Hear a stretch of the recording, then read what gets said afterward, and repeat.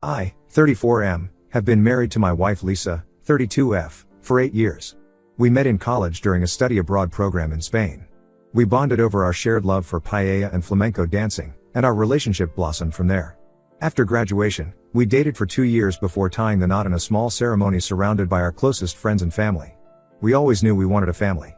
Lisa comes from a big family herself. She has 2 brothers and a sister, and I'm an only child. We both agreed that having at least 2 kids would be ideal. We wanted our children to have the sibling bond that Lisa shared with her siblings and that I had always longed for. 3 years into our marriage, we were blessed with our son, Tommy, 5M. He was born after a difficult pregnancy that had us on edge for months. Lisa had severe morning sickness throughout, and at 32 weeks, she was put on bed rest due to preeclampsia. Tommy arrived 6 weeks early, but despite his early arrival, he was a fighter. He spent 3 weeks in the NICU, and those were some of the most stressful days of our lives.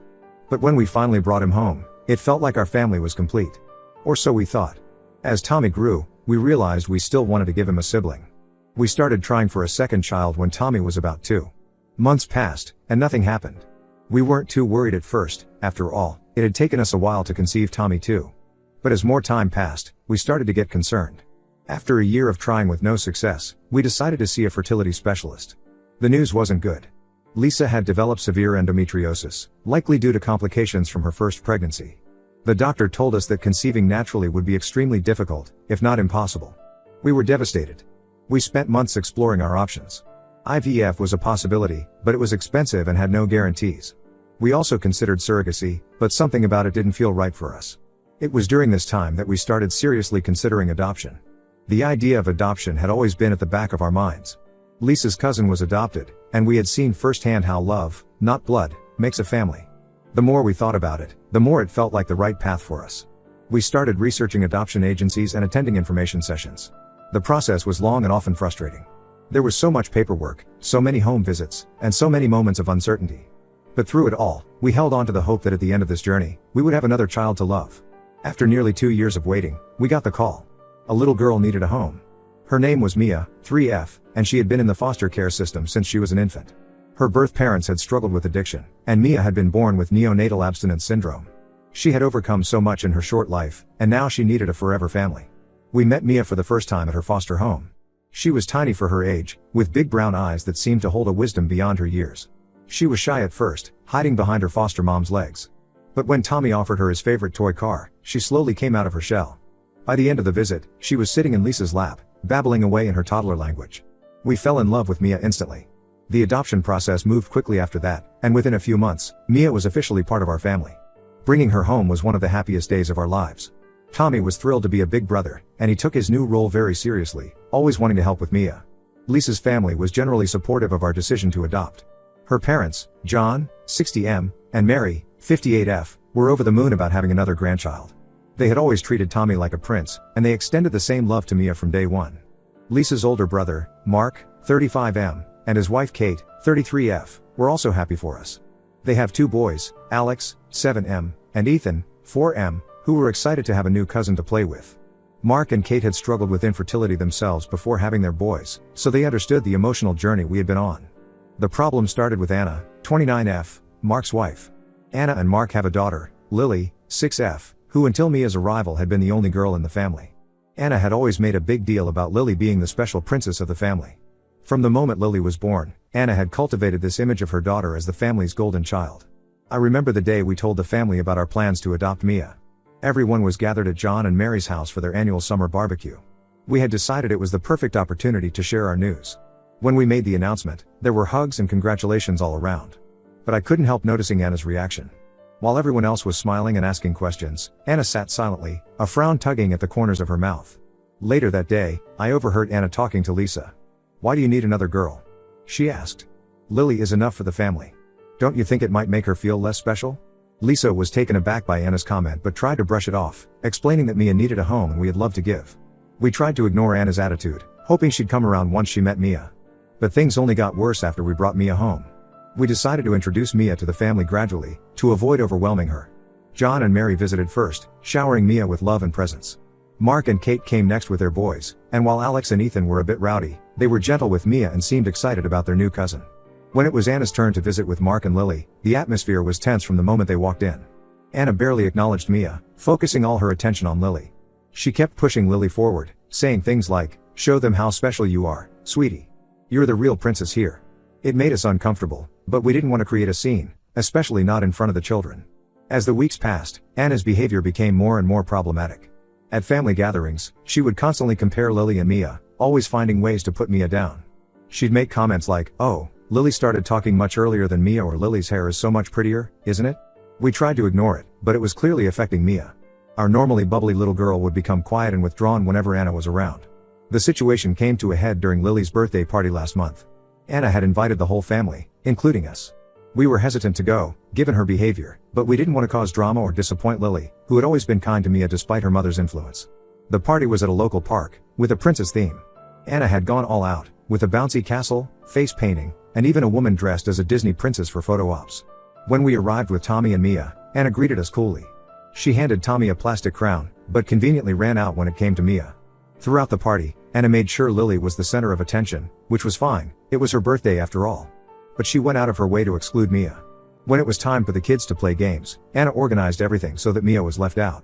She'd whisper to Lily and the other kids, and suddenly they'd all run off, leaving Mia behind. Lisa and I took turns trying to include Mia in the activities, but it was clear that Anna was working against us. When it was time for cake, Anna called all the kids to gather around Lily, but forgot to include Mia. Lisa had to take Mia's hand and bring her to the group herself. I could see the hurt in Mia's eyes, and it broke my heart. The worst part was the party favors. Anna had prepared special gift bags for all the kids, but Mia's bag was noticeably smaller and had fewer treats. When Lisa confronted her about it, Anna shrugged and said, "Oh, I thought adopted kids were used to getting less." That was the last straw for us. Lisa burst into tears, and I had to hold myself back from yelling at Anna in front of everyone. We grabbed our kids and left the party immediately. On the way home, Mia asked us why her aunt didn't like her and if it was because she was adopted. It was a question we had been dreading, and hearing it from our little girl's mouth was gut-wrenching. Since then, we've decided to limit contact with Anna. We've explained the situation to Mark and my in-laws, who were horrified by Anna's behavior. They've been supportive of our decision to keep Anna away from Mia. We're now struggling with how to move forward. We don't want to cut off Mark and Lily, who haven't done anything wrong, but we can't expose Mia to Anna's toxicity. We're also worried about family events in the future. How do we protect Mia without causing a huge family rift? I'm angry and hurt by Anna's behavior. Mia is our daughter, adopted or not, and she deserves to be treated with love and respect. We've worked so hard to make her feel secure and loved, and I won't let anyone, family or not, undo that. This situation has brought up a lot of memories for me. Growing up as an only child, I always longed for siblings. I remember feeling lonely and different from my friends who had brothers and sisters. When I met Lisa and her big, boisterous family, I fell in love not just with her, but with the idea of being part of a large, loving family. Now, it feels like that dream is being threatened by Anna's behavior. Lisa is taking this particularly hard. She's always been close to her siblings, and the idea that one of them, or at least, someone married to one of them, could treat her child this way is devastating to her. She's been having trouble sleeping, often waking up in the middle of the night to check on Mia, as if afraid that Anna's words might have somehow physically harmed our daughter. We've been trying to focus on the positive. Mia is thriving in so many ways. She's made friends at her preschool, she loves helping Lisa in the garden, and she and Tommy have become inseparable.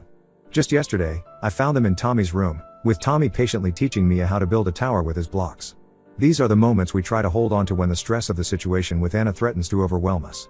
But the question remains, what do we do now? Do we try to reconcile with Anna for the sake of family harmony? Or do we stand our ground and keep Mia away from her at all costs? The thought of family gatherings filled with tension and unspoken resentment is disheartening, but the idea of exposing Mia to more of Anna's cruelty is unthinkable.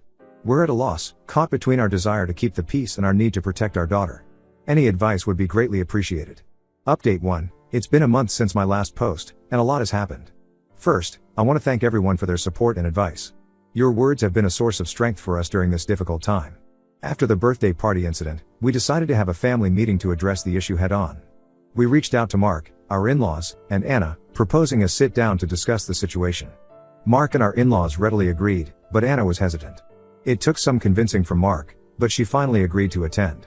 We chose to have the meeting at a neutral location, a private room at a local community center. We thought this would help prevent anyone from feeling territorially defensive. Lisa and I arrived early to set up, arranging the chairs in a circle to promote open communication. As everyone arrived, the tension in the room was palpable. Our in-laws, John and Mary, looked worried but determined. Mark seemed uncomfortable, constantly glancing between Anna and us. Anna herself walked in with a defensive posture, arms crossed and jaw set. Once everyone was seated, I started the conversation. I thanked everyone for coming and explained that we wanted to discuss the recent issues surrounding Mia's adoption and integration into the family. I tried to keep my tone neutral, emphasizing that our goal was to find a way forward that worked for everyone. Lisa then spoke, her voice trembling slightly as she recounted some of the incidents where Anna had made Mia feel unwelcome or less than. She described how Mia had been excluded at the birthday party and how Anna's comments had affected our daughter's self-esteem. As Lisa spoke, I watched Anna's face. Her expression alternated between defiance and discomfort. When Lisa finished, Anna immediately went on the defensive. "You're overreacting," she said. "I was just trying to make Lily feel special.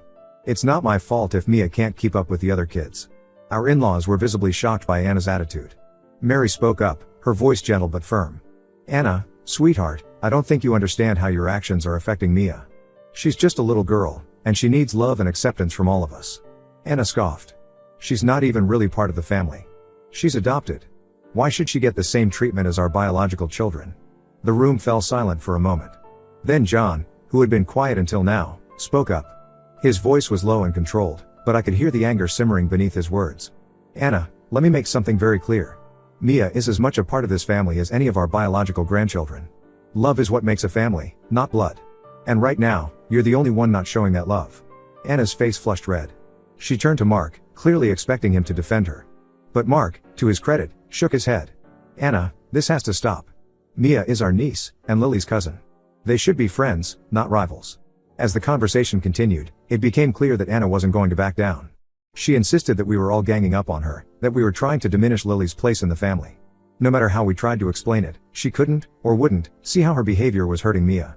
The meeting ended with Anna storming out, saying we were all against her. Mark looked defeated as he apologized for his wife's behavior. He promised to talk to her privately and try to make her understand. In the weeks that followed, we kept our distance from Anna. We still saw Mark and Lily, but only when Anna wasn't around. It was awkward, but we felt it was necessary for Mia's well-being.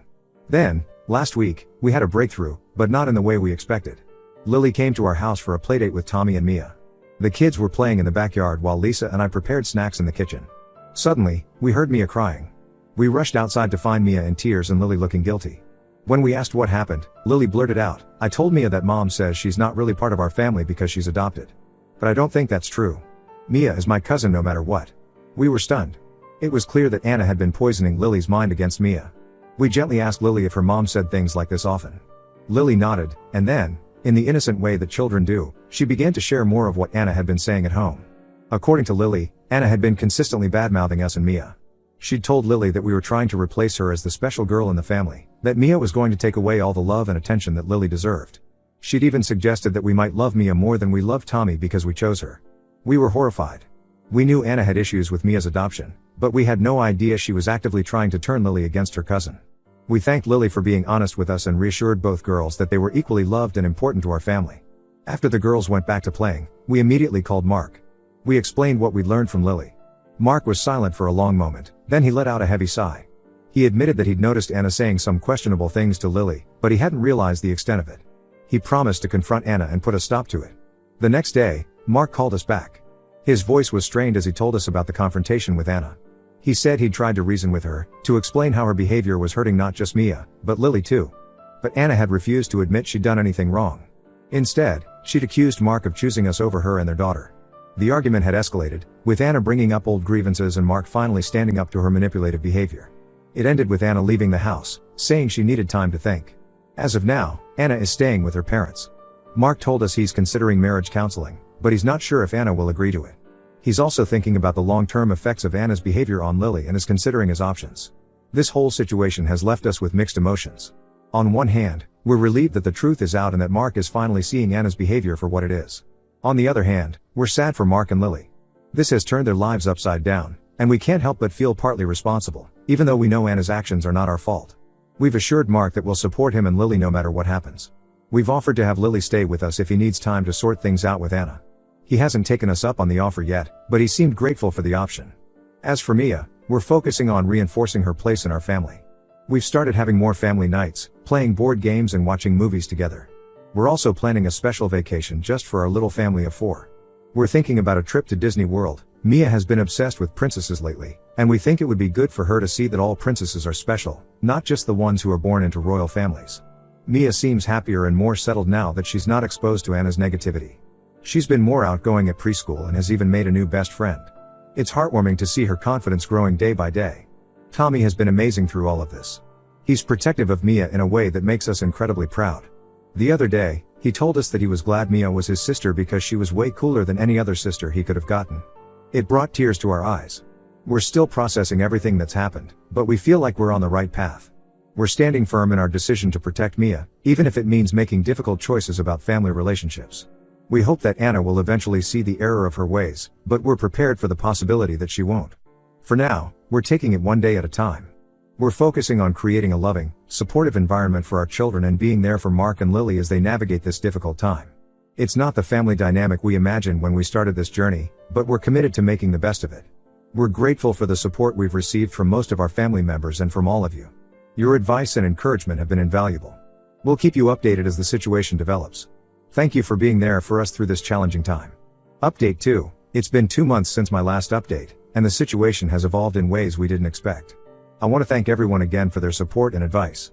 It's been invaluable during this challenging time. After Anna moved out, Mark tried to convince her to attend marriage counseling. He thought that with professional help, they might be able to work through their issues and create a healthier family environment. However, Anna refused, insisting that she hadn't done anything wrong and that we were all overreacting. She maintained that her behavior towards Mia was justified and that she was only trying to protect Lily's position in the family.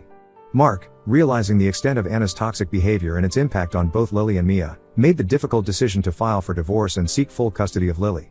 It wasn't a decision he made lightly. He spent weeks talking to a therapist and a lawyer, weighing his options and considering what would be best for Lily in the long run. When Anna found out about Mark's decision, she went on a rampage. She started calling everyone she knew, family members, friends, even Mark's colleagues, to badmouth Mark and us. She painted herself as the victim, claiming that Mark was choosing his brother's adopted child over his own daughter and wife. Things escalated when Anna showed up at our house unannounced one afternoon. She was screaming and demanding to see Lily, who wasn't even there. We tried to calm her down and explain that Lily was at school, but Anna wouldn't listen. She accused us of hiding Lily from her and threatened to call the police. We had no choice but to call the police ourselves to have her removed from our property. It was a distressing situation, especially for Mia and Tommy, who were home and witnessed the whole thing. In the midst of this chaos, we discovered something even more disturbing. Lily, during one of her visits, let slip that Anna had been telling her to spy on us and Mia. She'd been instructing Lily to report back on everything Mia did or said, and how we treated her compared to Tommy. Anna had been using this information to fuel her narrative that we were favoring Mia over the other children in the family. We were horrified that Anna would use her own daughter like this. It was a gross violation of Lily's innocence and our privacy. We immediately informed Mark, who was equally shocked. He used this information in his custody case, arguing that Anna's behavior was harmful to Lily's well-being. The court ordered a psychological evaluation for both Mark and Anna as part of the custody proceedings. The results were eye-opening. While Mark was deemed a stable and loving parent, Anna was diagnosed with narcissistic personality disorder. The psychologist noted her obsession with being the center of attention, her inability to empathize with others, especially Mia, and her manipulative behavior towards Lily. Based on these findings, the court granted Mark temporary full custody of Lily, with Anna allowed only supervised visitation. Anna was also ordered to undergo therapy as a condition of her visitation rights. Needless to say, Anna didn't take this well. She's been fighting the court's decision, claiming that the psychologist was biased against her. This turn of events has been hard on everyone, especially Lily. She's confused and upset about not being able to see her mom whenever she wants. She doesn't fully understand why her mom is only allowed to see her with a supervisor present. We've been trying to support Mark and Lily as much as we can, offering to babysit and including them in our family activities. As for Mia, she's doing much better now that she's not exposed to Anna's negativity. We've been working with a child therapist to help her process everything that's happened. She's starting to understand that Anna's behavior wasn't her fault, and she's becoming more confident in her place in our family. The other day, she asked if she could call us mommy and daddy instead of by our first names. It was a big step for her, and it meant the world to us. We've also had some positive developments. Our in-laws, John and Mary, have been incredibly supportive throughout this ordeal. They've made it clear that they consider Mia their granddaughter, no different from Tommy or Lily.